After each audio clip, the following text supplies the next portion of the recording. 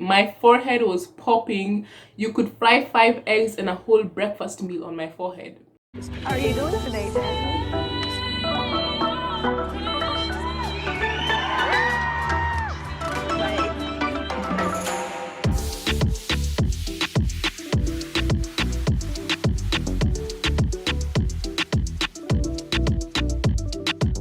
Hey guys, my name is Zuvi and welcome back to my channel. If you're new here, please feel free to hit the subscribe button down below and join me on this YouTube thing.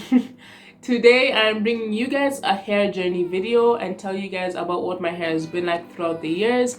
But this is going to be a 3-part video because it's quite long and I have a lot of things to say. Today is going to be the first part and let me explain what each part is going to entail. So today's first part is going to talk about what my hair was like before I got dreads and tell you guys what stages my hair went through, as well as why I decided to end up getting dreads.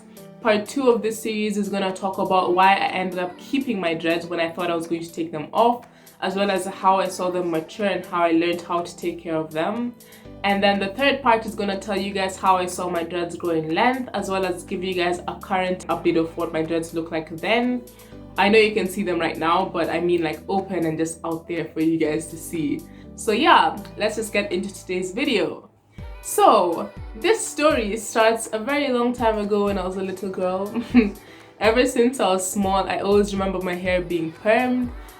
You know, I was one of those kids who your mom is doing your hair, she's doing matutas for you, and you're just screaming.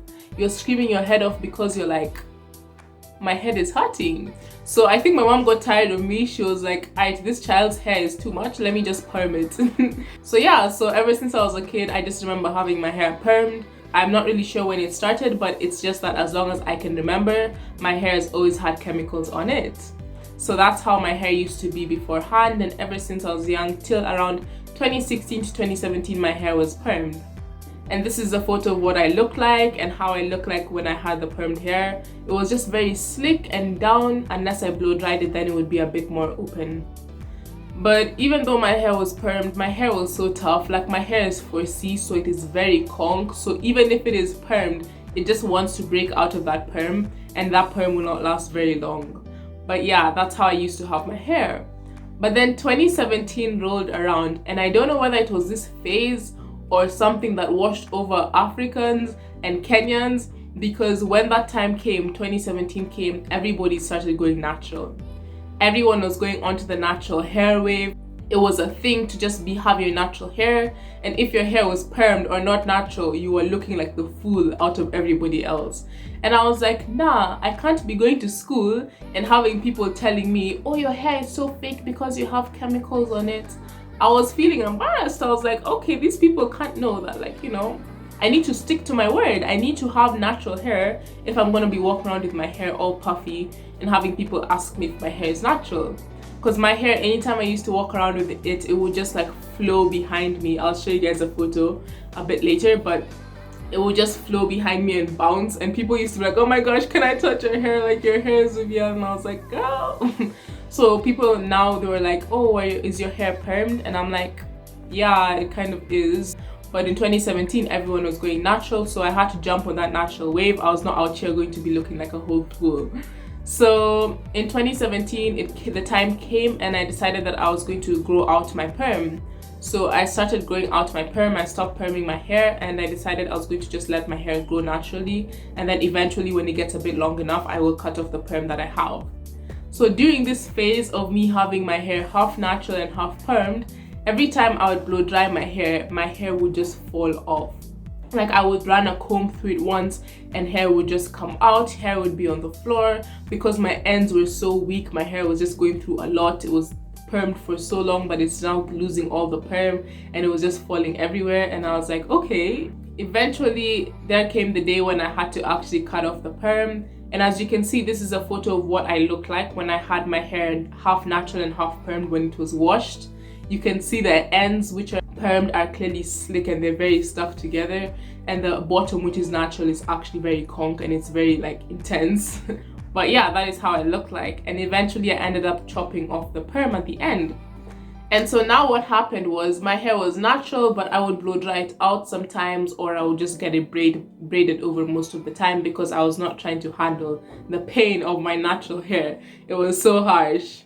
But then what happened is this natural hair wave that everybody had jumped on then progressed.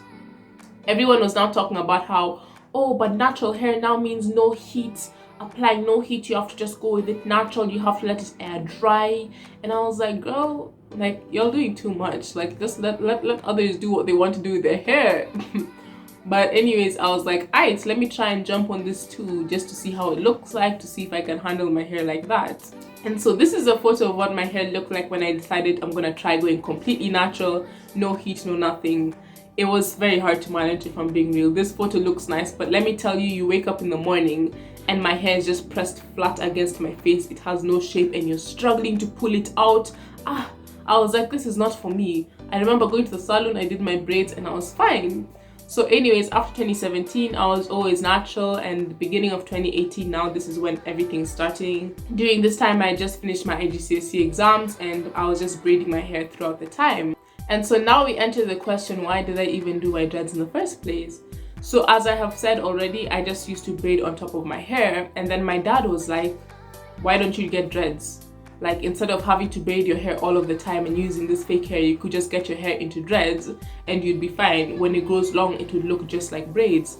But I was stubborn. I was like, no, I don't want to do dreads. Like, I don't want to get my hair done like that.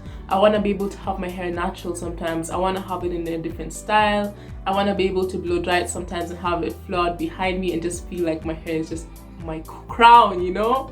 So I was like, no, I don't want to do dreads. And he was insisting and I was like, no, I don't want to do dreads. But then eventually I was like, you know what? I'll just do them and then I will take them off after 2 weeks or a month.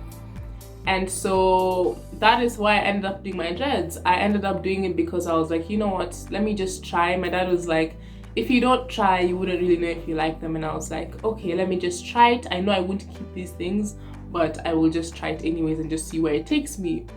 Let me tell you, I came out of the salon looking so crusty. My forehead was popping. You could fry 5 eggs and a whole breakfast meal on my forehead. I was like, this is not it. How can I walk around looking like this?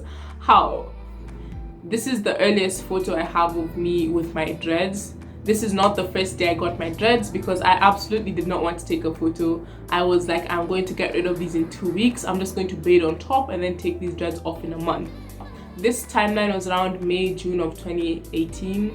I'm pretty sure I got my dreads done in June of 2018. So that is when I first got them. And yeah, I ended up doing my dreads because I was like, let me just try it and see, but I will for sure take it off in 2 weeks to a month. And that is how I got my dreads. So yeah, that is it for part 1 of this video series. Next time I'm going to tell you guys about why I ended up actually keeping my dreads instead of taking them off, as I explicitly said I would do. And then tell you guys a bit about how I handled everything. But yes, that is all I do have for you guys today. If you enjoyed today's video, please feel free to hit the subscribe button down below and join the family. Don't forget to turn on your post notifications so that you are notified when I do upload another video.